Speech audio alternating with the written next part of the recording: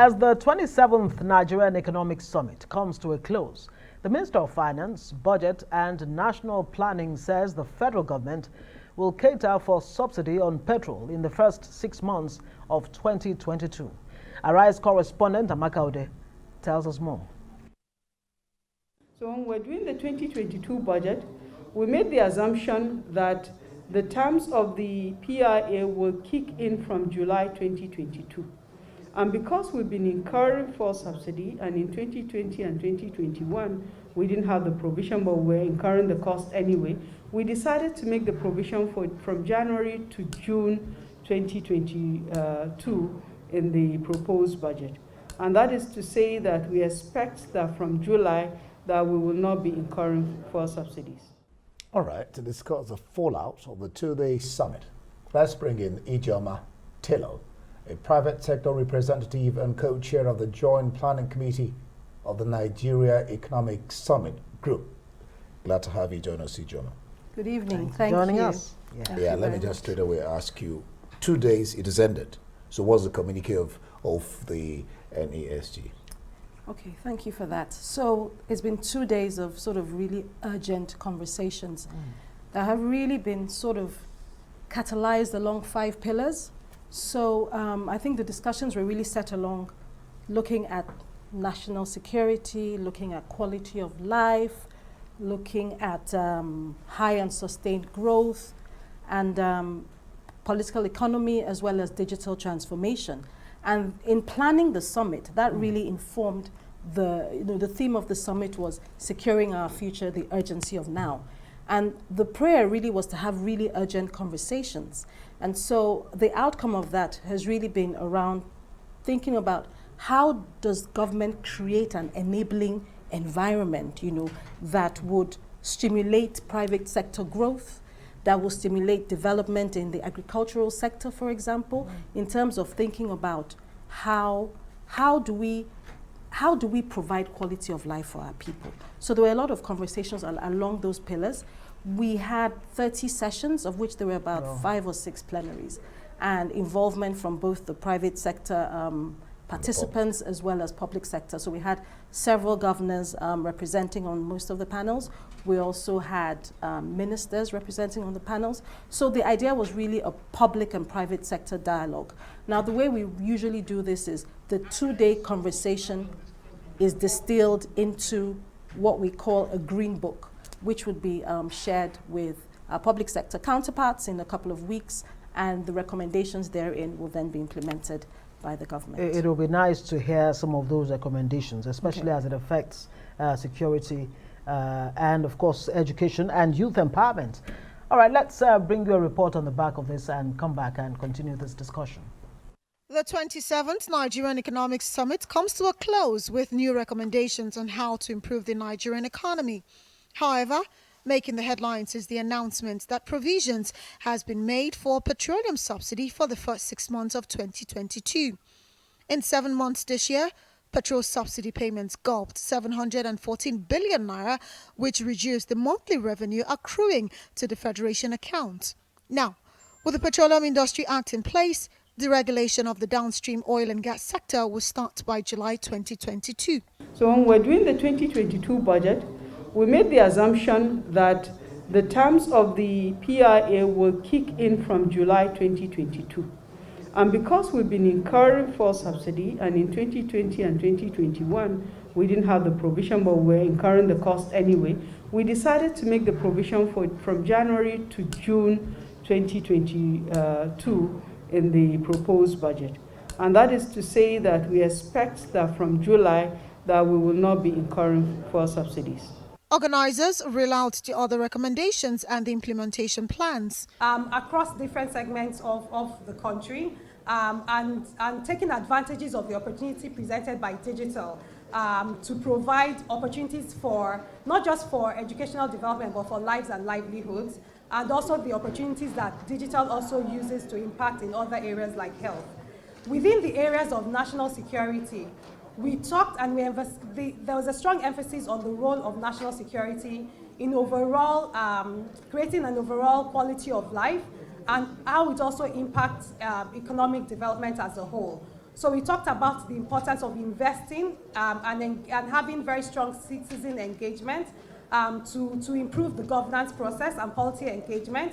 We talked about working and engaging with marginalized groups across the country and really investing in the knowledge and the engagement required to have a long-term view in looking at our security issues across all levels and dimensions. For 2 days, the federal government and the stakeholders held meetings with most of the recommendations tilting towards more private-public partnership.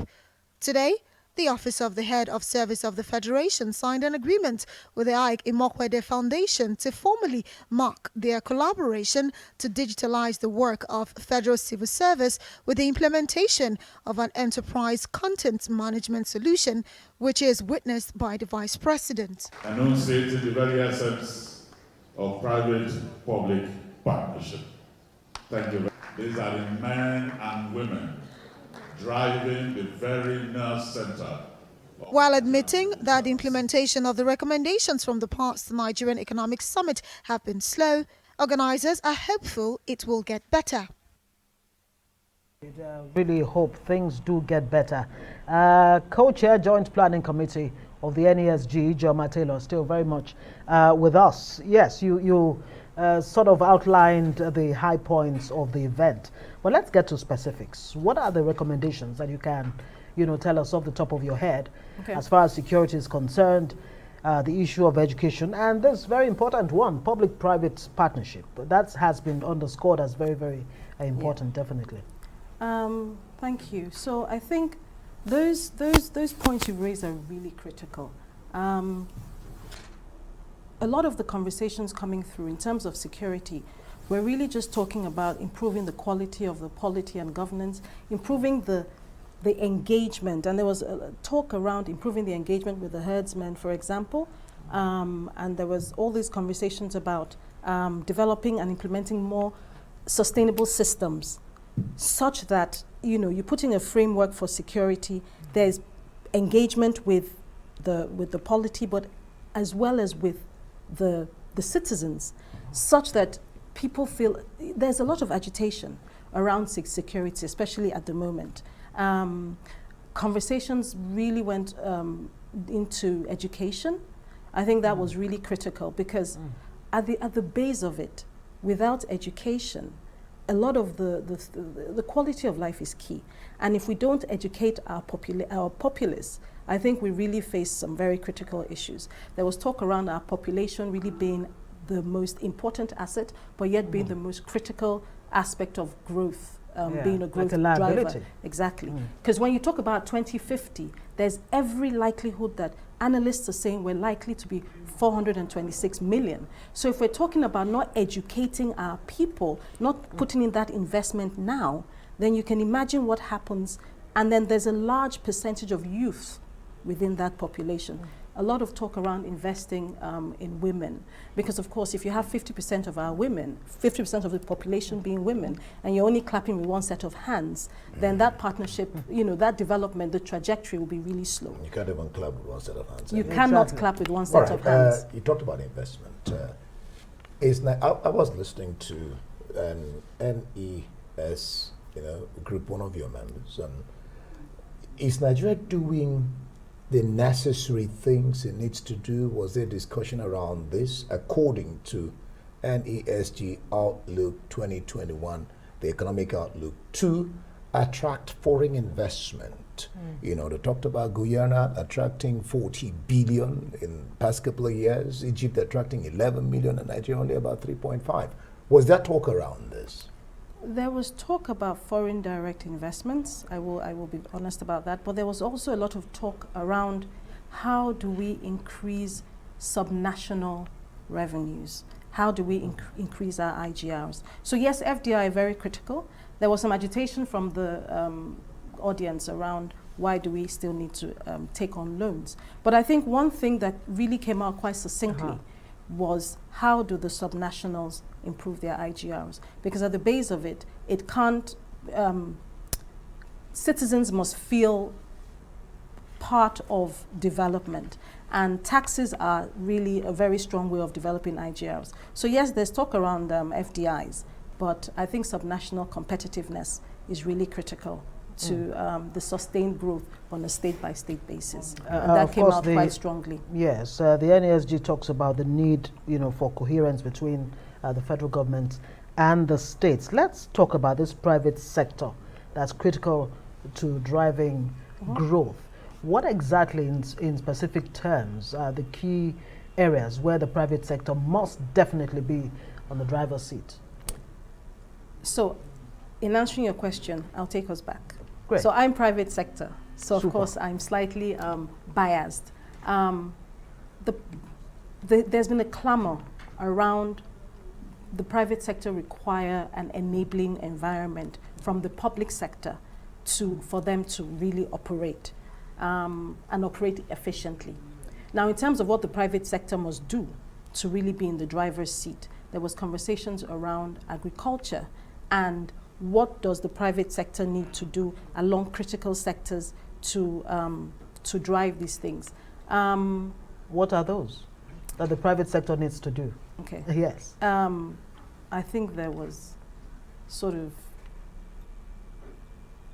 in terms of agriculture, it was putting together an ecosystem where you can sort of work with a framework for financing, plugging into the infrastructure that the public sector would hopefully create an enabling environment, but really providing financing from a private sector, so, the banking, etc., providing the financing that agriculture really needs to thrive.